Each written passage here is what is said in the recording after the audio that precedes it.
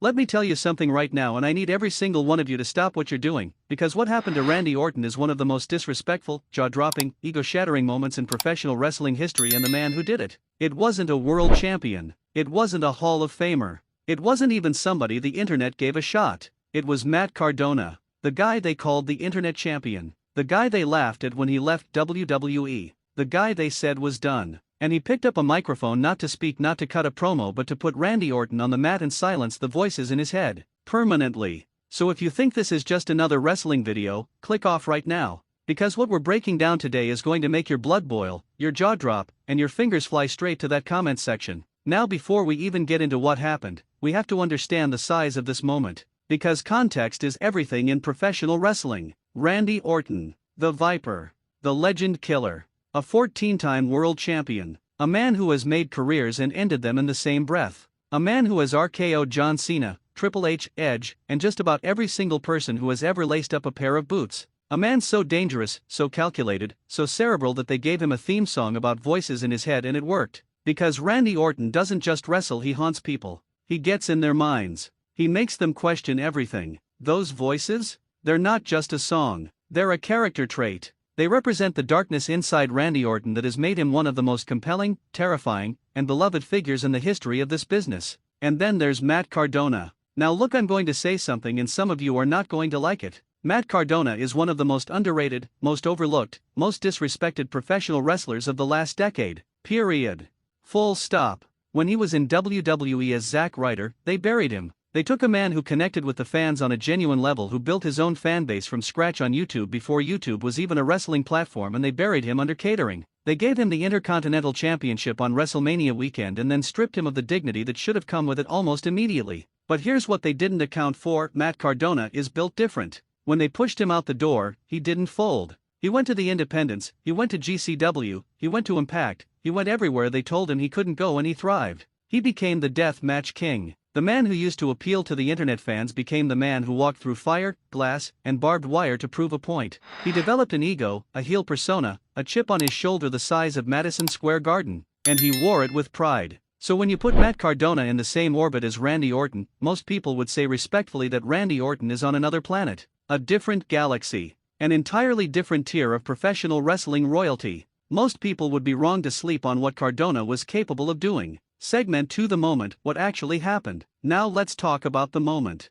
Because this is why you're here. This is why you clicked. This is the moment that sent shockwaves through the wrestling world and had people online absolutely losing their minds. Picture the scene. The crowd is electric. Randy Orton is doing what Randy Orton does, commanding the space, absorbing the energy, making the entire building feel like his house. The voices are playing. The fans are singing along, that iconic chorus echoing off every wall. Randy is in his element. Untouchable. Invincible. The Viper coiled and ready. And then, Matt Cardona appears. Now initially, the crowd doesn't know what to make of this. Because Matt Cardona showing up in Randy Orton's world feels like someone bringing a kitchen knife to a sword fight. The size difference in star power alone should have been enough to make this a non-event. People in the crowd are confused. Some are amused. Some are waiting for Orton to just dismiss him with a smirk and move on. But Cardona doesn't flinch. He doesn't hesitate. He doesn't shrink. He walks down to that ring with the energy of a man who has been waiting his entire life for this moment.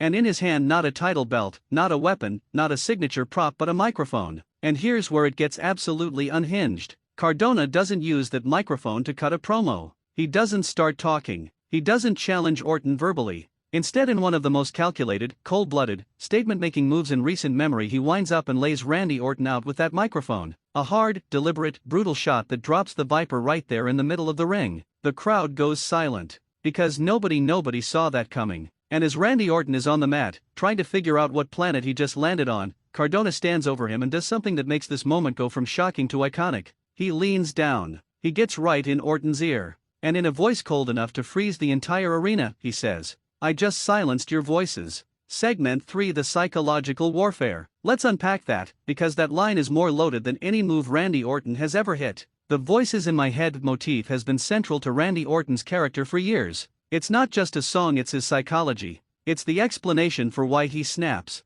why he turns on allies, why he smiles when he should be scared. Those voices represent the unpredictability that makes Orton dangerous. They're the reason he's survived every obstacle. They're the invisible engine behind the Viper. And Matt Cardona in one swing of a microphone claimed to have shut all of that down. Think about what that means psychologically. You don't just hurt Randy Orton physically. That means nothing to a man who has been through Hell in a Cell, who has fallen off ladders, who has taken RKOs on announce tables. Physical pain is nothing to Randy Orton, but to attack the mythology of the man? To attack the very foundation of his identity? To stand over him and say your darkness, your unpredictability, your edge is gone? That is a level of psychological warfare that most wrestlers wouldn't even think of, let alone have the guts to execute. Cardona wasn't just trying to hurt Orton, he was trying to unmake him. And that is why this moment is so much bigger than the sum of its parts. Because in professional wrestling, the greatest attacks are never purely physical. The greatest attacks are the ones that make you question who you are. CM Punk did it with John Cena. Mick Foley did it in his own way over and over again. And now, whether you love him or hate him, and judging by your comments, some of you definitely hate him, Matt Cardona did it to Randy Orton. Segment for the fallout and the fury. Now here's where I need you, the Ring Rumble 1 community, to weigh in, because the fallout from this moment has the wrestling world divided. On one side, you have the people who say this was the single most disrespectful thing anyone has done to Randy Orton in years. That Cardona crossed a line. That nobody, absolutely nobody, should be able to walk into Randy Orton's world, knock him down with a microphone, and claim to silence the voices. That Orton's response is going to be biblical. That we are about to see a version of the Viper that we haven't seen in a very, very long time, one driven not by calculation, but by pure, savage vengeance. And you know what? That crowd of people? They might be right. Because there is nothing more dangerous in professional wrestling than a Randy Orton who is personally offended. This isn't about championships. This isn't about TV time or contract disputes or factions. This is personal. This is about someone walking into the house Randy Orton built and spray painting the walls. And history tells us that when Randy Orton gets that look in his eye, somebody is getting punted into next week. On the other side, you have the people who are cheering for Cardona, who are saying this was the wake-up call that professional wrestling needed. That for too long, established names like Orton have coasted on legacy while guys like Cardona grinded and scraped and bled for every single inch. That what Cardona did wasn't disrespectful, it was revolutionary. That it took more courage to lay Randy Orton out with a microphone than it does to hit 1,000 RKOs. Because Cardona knew what was coming for him afterward and he did it anyway. I want to know which side you are on. Drop it in the comments right now. Are you Team Orton ready to watch the Viper strike back? Or are you Team Cardona here for the chaos and the audacity? Because that comment section is going to be a war and I am here for every single word of it. Segment 5: What this means for professional wrestling. Let's zoom out for a second, because this moment isn't just about Randy Orton and Matt Cardona. This moment is about something much bigger happening in professional wrestling right now. We are in an era where the lines between the main roster, the independents, and every promotion in between are blurring faster than ever. Guys who were written off, guys who were told their time was up, their moment had passed, their ceiling was fixed, are refusing to accept those limits. They are going out and creating moments. They are building legacies on their own terms, with their own rules, in their own way. Matt Cardona is the poster child for that movement. Every death match he competed in, every crowd that wasn't sure they believed in him, every person who said, "Oh, Zack Ryder?" He's done all of that was fuel. And he poured every drop of it into that swing of the microphone.